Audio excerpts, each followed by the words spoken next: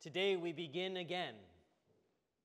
We begin a new cycle of the church year, of services and celebrations, of feasts and fasts that provide us the scaffolding for practicing our awareness of God's presence in our lives. And that's what I'd like to talk about today on this first Sunday of Advent, practicing our awareness of God's presence. As the beginning of the church year, Advent is a time of recommitment. We recognize that in all the changes and chances of life, we often fall asleep in our lives of faith.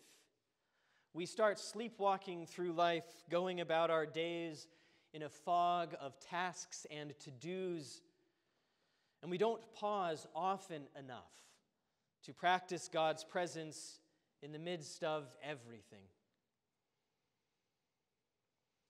In today's gospel lesson, Jesus implores his disciples and us to keep awake for the signs of God's presence.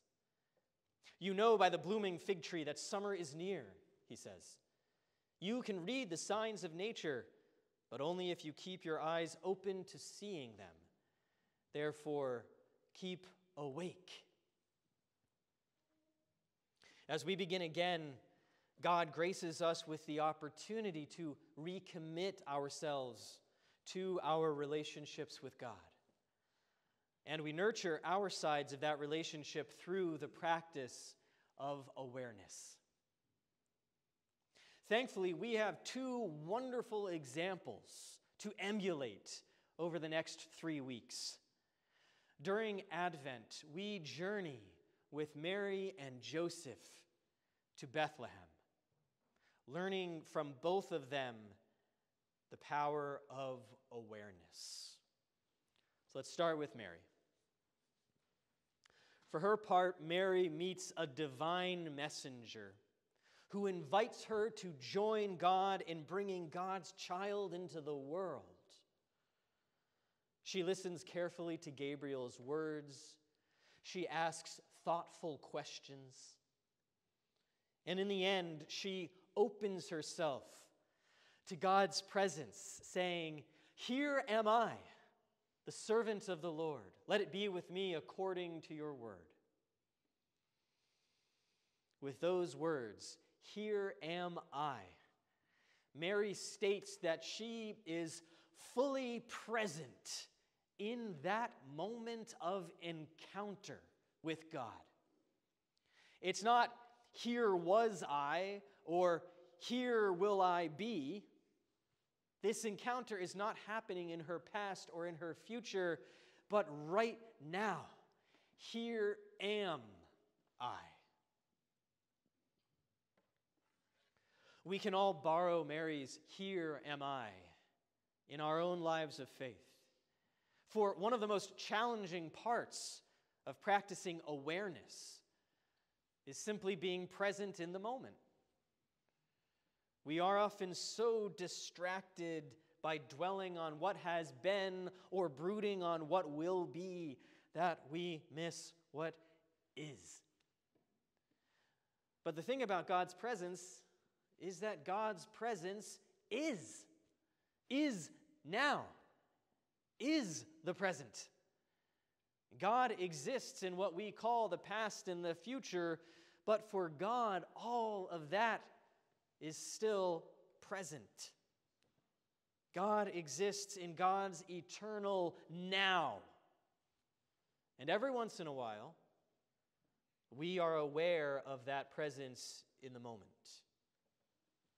The more we open ourselves up with Mary's prayer, "Here am I," the more we ready ourselves to be aware of God's now.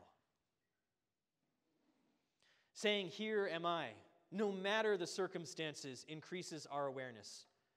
We remain focused in the moment in such a way that whatever we are doing becomes prayer. Whether we are serving in a soup kitchen or lobbying legislators about food insecurity or just at the counter doing dishes, We can open ourselves up for an encounter with God by practicing being totally present in the moment. Benedictine monastics down through the ages have practiced this method of prayer by considering literally every mundane task that kept the monastery running as part of their devotion to God. Let's stick with doing the dishes for a moment.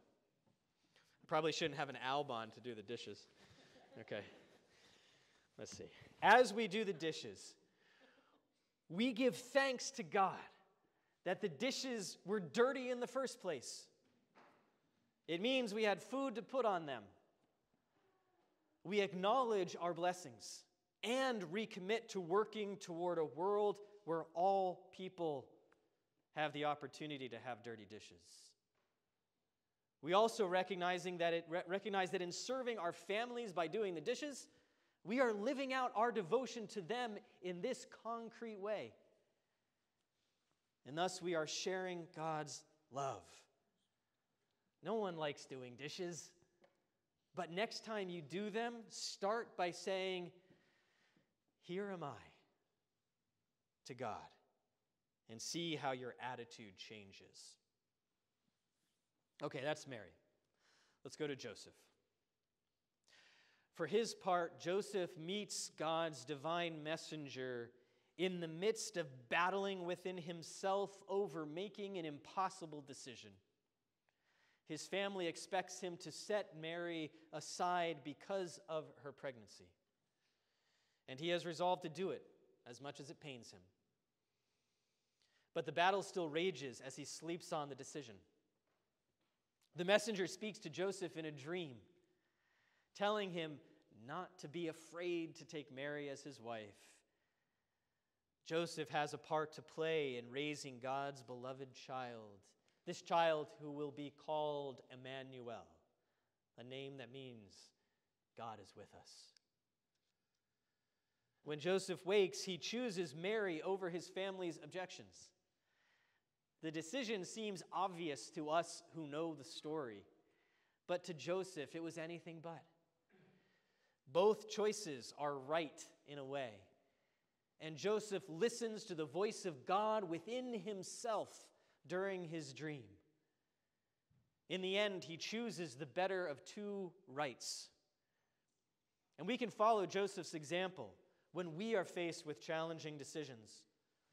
Choosing between right and wrong is fairly easy, but choosing between competing right answers is much harder. By practicing our awareness of God's presence within our own bodies, we can choose the better of two rights. Listen to your body. Which choice leads to more expansion and less constriction? Which opens you up and which narrows you down? Which allows you to breathe a little bit easier? That breath is God's Spirit leading you, just as God's messenger led Joseph in his dream. Jesus' earthly parents, Mary and Joseph, both practiced awareness of God's presence in the days leading up to Jesus' birth. Even though Joseph was technically asleep, they both remained awake to God's movement. They both remained awake and aware. Their openness to God's movement allowed them to welcome God's presence into the world in a new way. When we practice the spiritual discipline of awareness, we remain in the present. We meet God in God's eternal now. And this encounter transforms whatever task we are doing into an opportunity to serve God. We also listen to God's movement in our own bodies, these sanctuaries of God's presence. We become aware of expansion and constriction. We let our Spirit-inspired breath teach us. This Advent, I invite you into a season of intentional awareness.